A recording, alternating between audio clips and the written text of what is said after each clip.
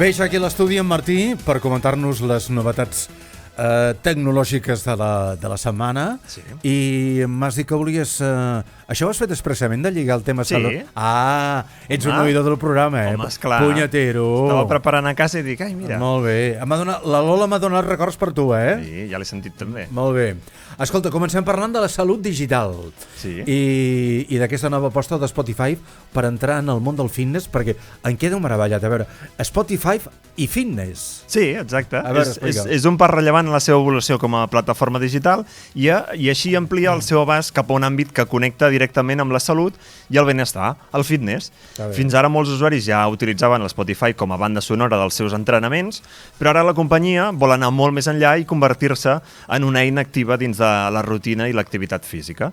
Aquesta nova etapa arriba gràcies a una aliança amb Peloton, una de les plataformes més conegudes en aquest àmbit del fitness, i l'acord permetrà integrar dins d'aquest Spotify més de 1.400 classes. Ho veus que bé, Exacte. I aquestes sessions inclouen disciplines diverses com exercici de força, entrenaments de cardio, sessions de ioga i també continguts de meditació, per si volem una cosa una mica més calmada. Sí, això a la Lola li agrada molt, això meditar, Doncs mira, ara a l'Spotify podrà. Sí.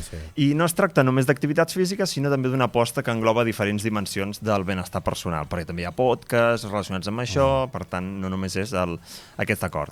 Aquest moviment respon a una realitat clara. Una gran part dels usuaris de Spotify ja vinculen la plataforma amb aquest exercici físic i, segons dades internes, prop del 70% dels usuaris premium fan algun tipus d'activitat esportiva cada mes i existeixen més de 150 milions de reproduccions associades també al fitness. Per tant, és un mercat que havien d'explorar.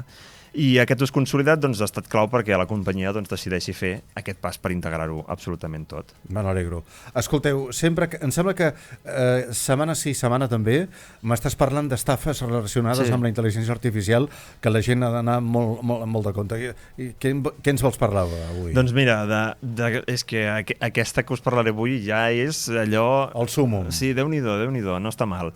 Doncs això, suplantació d'identitat no és una tècnica nova, però la IA ha introduït un nivell més de realisme molt més elevat. Fins fa poc els fraus es feien sovint a través de missatges de text o correus electrònics, que podrien generar unes sospites o unes pautes que podíem com detectar, i en el cas que s'ha fet públic és el de, això que us explico, que és una treballadora d'un bar que va rebre una trucada durant la seva jornada laboral. Fins aquí, bé. A l'altra banda del telèfon, un home li demanava que fes una transferència urgent amb els diners de la caixa. Bueno, fins aquí, dius, l'individu aportava dades concretes del negoci com números del balanç, fet que augmentava la credibilitat d'aquesta situació, per tant, factures i coses bastant reals, i després s'hi va posar la suposada encarregada del local, que va confirmar la petició. La treballadora va reconèixer la veu i davant d'aquesta aparent validació decideix executar aquesta transferència. Reconeix la veu? És dir, la veu d'una treballadora real estava clonada. La mare que els agrada. Ostres. Sí. O sigui que, jo què sé, arribarà el dia que em truqui ma mare clonada?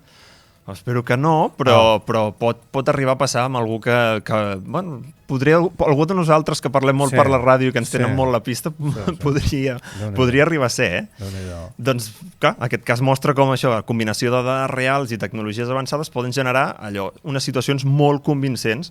Per tant, cal anar molt en compte amb tots aquests temes. T'he de dir que al final la transferència no va tenir èxit perquè la treballadora no tenia els suficients permisos com per realitzar l'operació.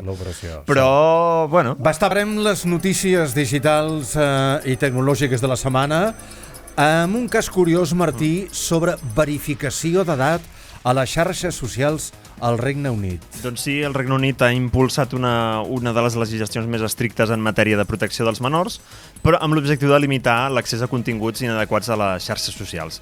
Aquesta normativa els obliga a les plataformes a implementar sistemes de verificació d'aquesta edat. Però un estudi recent posa en evidència les dificultats d'aplicar aquestes mesures d'una manera efectiva. Un dels exemples que avui et vull comentar és especialment il·lustratiu. Alguns joves utilitzen, atenció, un llapis de celles per dibuixar-se un bigoti i aparentar més edat davant les càmeres i els sistemes de verificació. i passen cola. Ostres. Aquest fet doncs, evidencia les limitacions d'algunes d'aquestes tecnologies en aquest reconeixement facial. Sí. L'estudi també ens diu que el 46% dels menors considera que aquests sistemes són fàcils de superar, només un 17% afirma que són difícils d'evadir i, què més? I un 32% dels encastats admet també haver utilitzat alguna d'aquestes tècniques per saltar-se aquesta verificació d'edat. Déu-n'hi-do. Per tant, se les inventen totes. Bé, hem de millorar amb això. Va, acabem amb una mirada al sector energètic de Catalunya. Doncs sí, perquè actualment només un 20% de l'electricitat que produïm aquí a Catalunya ve de fonts renovables. Aquesta xifra queda lluny de la mitjana estatal, que supera el 55%, i també per sota de la Unió Europea, que se situa al voltant del 47%. Aquest escenari situa Catalunya doncs, a la part baixa del rànquing, tant a nivell estatal com europeu, i doncs, ens hem de posar les piles, i mai millor dit, perquè el 64% de l'energia la produïm amb nuclear i tot i que es tracta d'una font de baixes emissions en carboni, no és renovable, diguéssim, i condiciona el ritme d'aquests desplegaments d'aquestes tecnologies. I pel que fa a les renovables, la seva presència encara és molt limitada, només un 1% arriba de la fotovoltaica, la hidràulica representa un 11% i l'eòlica un 8%. Per tant, anem fluixos de renovables aquí a Catalunya. I per fer això, per revertir-ho, doncs el govern està aplicant uns plans energètics que estableixen uns objectius bastant ambiciosos. Es preveu multiplicar la capacitat instal·lada fins a arribar als 62 megawatts l'any 2050 i a curt termini el repte és assolir els 15.000 megawatts en els pròxims 5 anys. Per tant, ens haurem de donar alguna ajuda. Ens haurem de posar les piles. Sí. Escolta, moltes gràcies, benvingut, welcome. Ens sentirem la setmana que ve, el proper dimarts a la mateixa hora, Molt bé. Són 2:15 de la tarda, Taronja, Marina, Capital. De cap a cap.